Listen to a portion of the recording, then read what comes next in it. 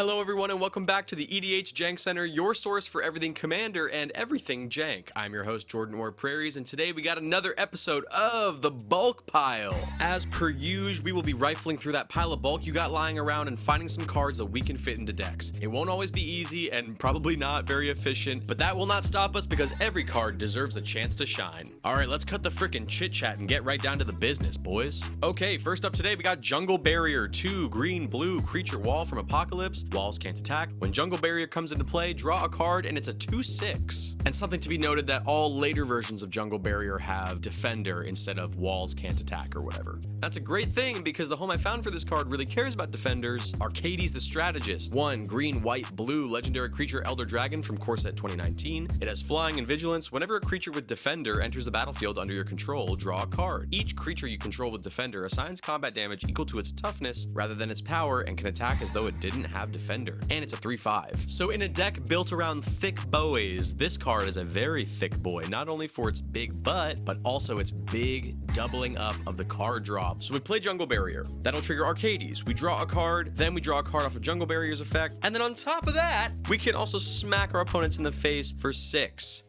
damage on a 4-drop. We love that. Then combine that with all the other support cards for defenders that we would run in an Arcades deck. This becomes a very formidable wall of foliage. And you heard that? Yeah, foliage. I'm using vocab words on this one. Speaking of smart stuff, let's get our big brains on and move to the next card. Next up on the list, we got Zealot of the God Pharaoh, 3 in a red creature Minotaur Archer from Hour of Devastation. You can pay 4 in a red. Zealot of the God Pharaoh deals 2 damage to target opponent, and it's a 4/3. Now, this is a card you would definitely open in a pack and immediately toss to the side, right?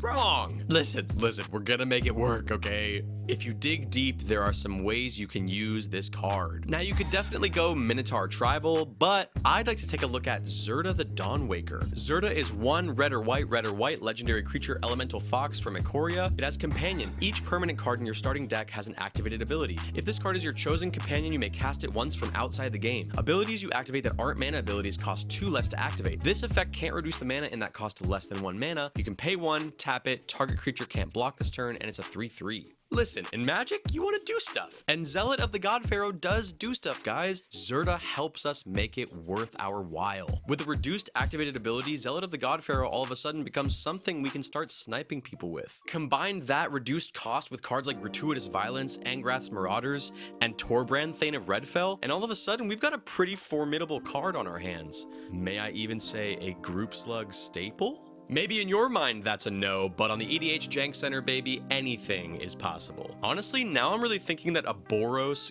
Group Slug deck would be kind of very fun to do.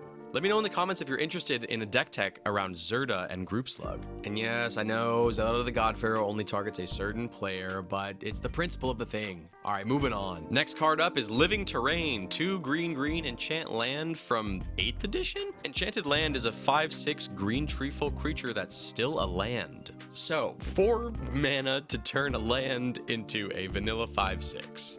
Yeah, it's like fine. But may I introduce you to Tatiova, Steward of Tides, green and blue, legendary creature Merfolk Druid from Dominaria United. Land creatures you control have flying. Whenever a land enters the battlefield under your control, if you control 7 or more lands, up to 1 target land you control becomes a 3/3 elemental creature with haste. It's still a land, and she's a 3/3. So, picture this. I'm really proud of this, actually, so don't be mean to me. You play a Darksteel Citadel. It's indestructible. You play Living Terrain and enchant your Darksteel Citadel. It's now an indestructible 5/6 treefolk. Then, Tatiova loves land creatures, and she gives them the ability to fly. So now you have a flying, indestructible 5/6 that you can just swing away and also tap for mana. Right? I feel like... No?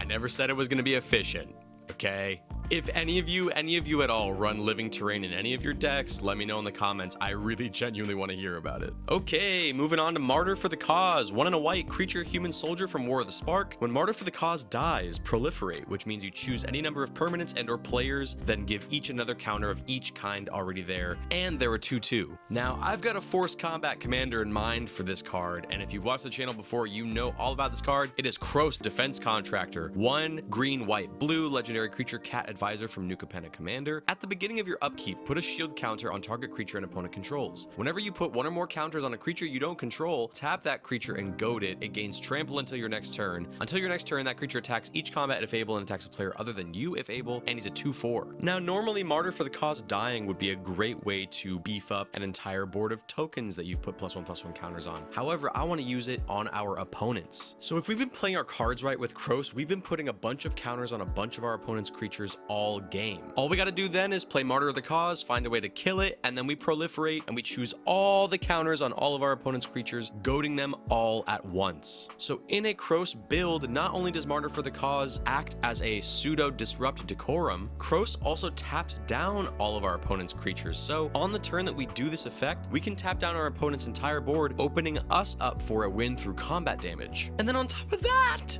wow, didn't even know I could make that noise. And on top of all of that, Martyr for the Cause, if you're into this, can definitely proliferate infect damage as well. And just like that, we have found ourselves at the last card of the day. But before we get into that, guys, if you've been enjoying this video, make sure you check out the Patreon. The link is down below in the description. We've got lots of cool benefits for patrons, including a patron-only Discord available to all levels of my Patreon. We have chats about cards, deck techs, spoilers, all sorts of stuff, and we even get the occasional spell table game in with yours truly. So if that sounds appealing to you, make sure you check out the link in the description. All your support helps me make more content like this for you guys. All right, moving on to our last very pretty card of the day. It's Steadfast Unicorn. 1 white mana creature unicorn from Commander Legends Battle for Baldur's Gate. You can pay 3 and a white. Creatures you control get +1/+1 and gain vigilance until end of turn. Activate only during your turn, and it's a 1/2. So this is a great little budget bulk pick for any token deck that runs white. I happen to choose Adeline Resplendent Cathar, and her stats read as follows. She's 1 white legendary creature human knight from Innistrad Midnight Hunt. She's got vigilance. Adeline Resplendent Cathar's power is equal to the number of creatures you control. Whenever you attack, for each opponent, create a 1/1 white human creature token that's tapped and attacking that player or a planeswalker they control, and she's a blank and 4 toughness. So listen, you only got $30 to spend on this deck. You've already spent 10 of it on Adeline because she's risen in price ever since she came out. And this is a repeatable 5-cent Anthem effect that you can give to all of your soldier tokens. They also gain vigilance, so they don't even tap, so you're left to defend yourself from any and all attacks on the crackback. And I feel like the unicorn is a definite upgrade to this horse that Adeline's riding. Sorry, horse, but